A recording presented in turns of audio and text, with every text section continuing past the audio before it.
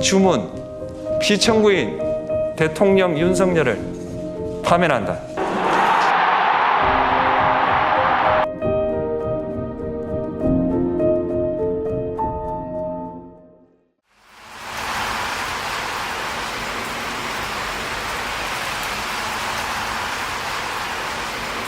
대한민국 민주주의의 위대함은 헌법이라고 하는 그 자체에 있는 게 아니라, 제도에 있는 게 아니라 그 제도를 가지고 사는 우리 국민 스스로의 위대함이죠.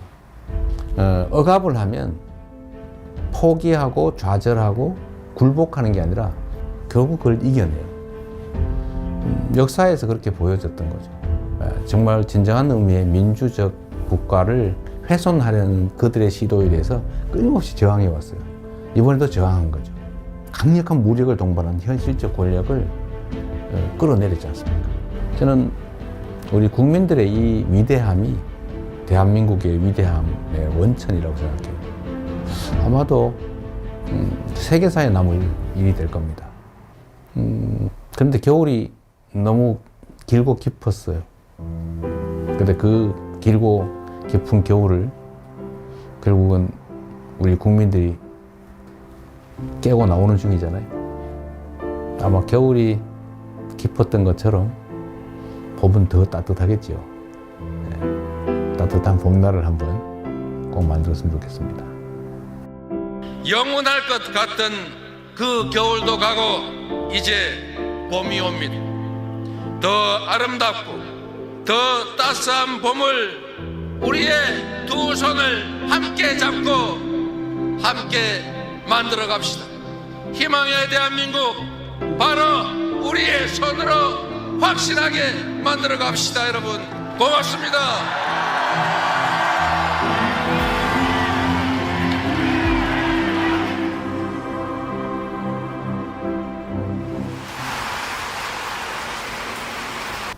대립 갈등이 지금 아주 크죠. 그런데 그 원인은 뭐냐? 뭐 여러 가지가 있어요. 아주 근본적인 거는 경제적 이유입니다. 먹고 살기가 어려워져서 그래요. 세상 사는 게 힘들어서 그렇습니다. 그런데 왜 그러면 더 잘 살게 됐는데 왜 부족하게 됐냐? 편중됐기 때문이죠. 소위 양극화, 불평등, 격차. 이게 너무 커졌어요. 우리 사회가 총량으로는 과거보다는 더 많은 걸 가지고 있게 됐는데 개별적으로 보면 그게 너무 많이 한 군데 몰려 있습니다. 근데 이게 이제 사실은 갈등의 원인이죠. 지금 우리 경제는 여러 면에서 일종의 사면초가 같은 상태 같습니다. 전 세계적으로 성장률 전체가 떨어지고 있어요. 그리고 경제는 사실 민간 영역만으로는 제대로 유지 발전되기 어려워요. 정부 영역의 역할이 중요한데 지금 거의 3년 동안 정부는 경제를 방치해뒀죠. 이제는 첨단 과학기술에 대한 투자가 중요한 시대가 됐습니다. 근데 문제는 과학기술의 수준이 너무 높아져가지고 개별 기업들이 감당할 수 없는 상황이 됐어요. 그래서 정부 단위의 인력 양성, 또 대대적인 기술 개발, 연구 개발 투자, 스타트업이나 벤처에 대한 대규모 투자. 또 그렇게 하면 다시 또 살아날 수 있습니다. 우리 너무 좌절할 필요 없는 거죠.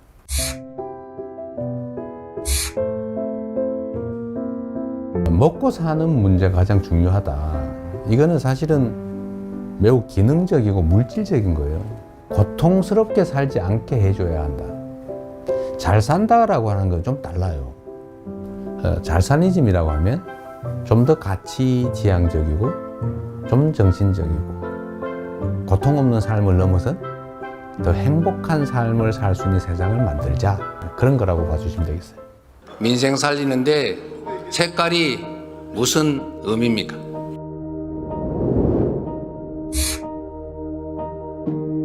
정치라고 하는 것은 현장이죠.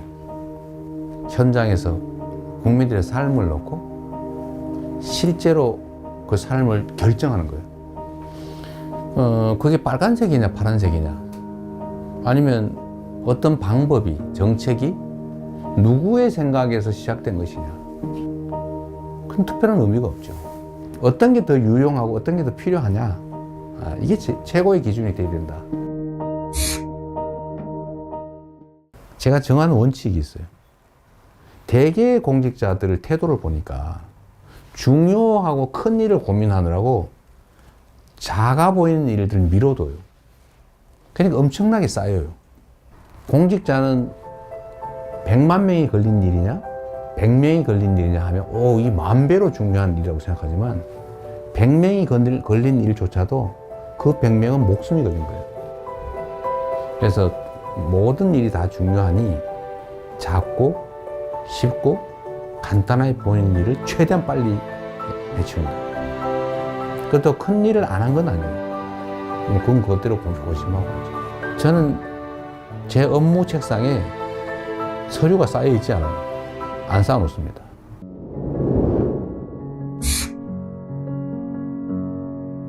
재난이나 아니면 사회적 위기 때 피해를 입는 것은 힘겹고 못 살고 어려운 사람 순이에요.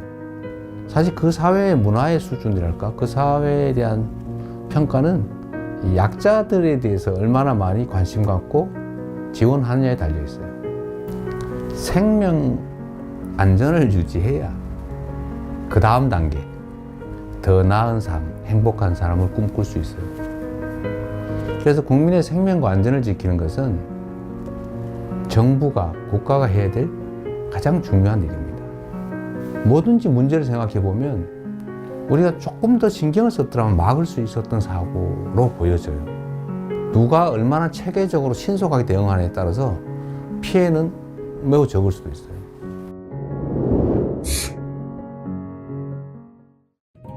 현실적으로 보면 우리가 한미동맹 매우 중요하고 또 한미일 협력관계도 매우 중요하죠. 그 속에 일관되는 원칙은 대한민국의 국익이 최우선이다. 거기에 따라 판단하면 되겠죠. 경쟁할 영역은 경쟁하고 협력할 영역은 협력하고 또 서로 갈등할 영역은 잘 조정하는 거죠. 특히 이제는 국가 간 경쟁이 사실 기업 간 경쟁과 거의 같아졌습니다. 그래서 기업과 정부의 역할 분담, 협력이 정말로 중요해요. 특히 국제 경쟁에서는 반드시 필요한 부분입니다.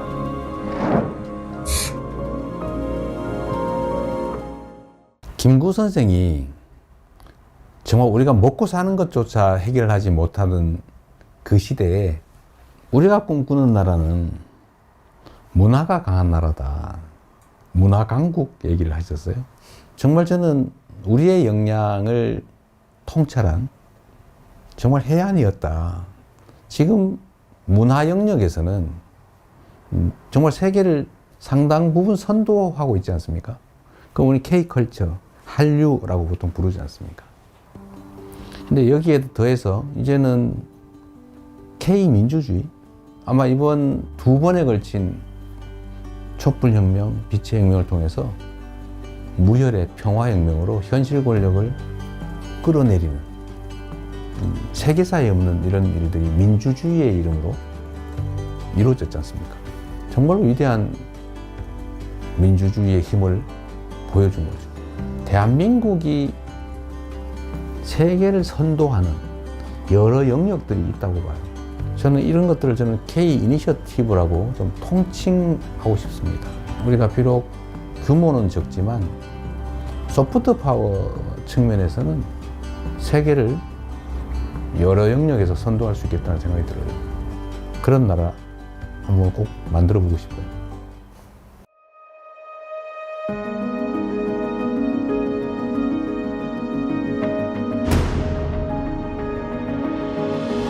대한민국이라고 하는 이 국호, 국호에는 정말 큰 뜻이 담겨 있죠.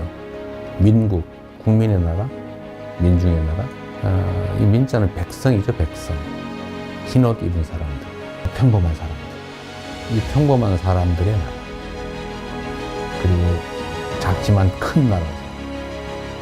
많은 사람이 희망을 가지고 행복한 삶을 꿈꾸는 그런 세상이 봄나라 아니겠어요? 진짜 대한민국을 만들고 싶습니다. 그냥 이름만 있는 대한민국이 아니라 진짜 대한민국. 그리고 그 대한민국은 대한국민이 만들어가는 거죠. 그 대한국민의 훌륭한 도구, 최고의 도구, 이재명이 되고 싶습니다.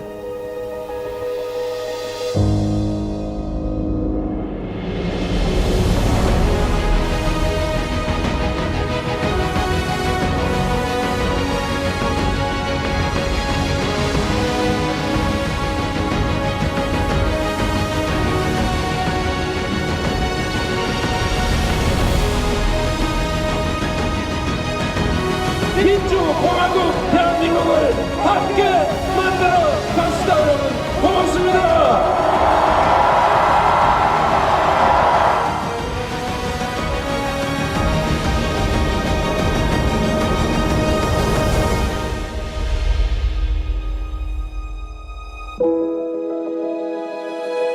고맙습니다.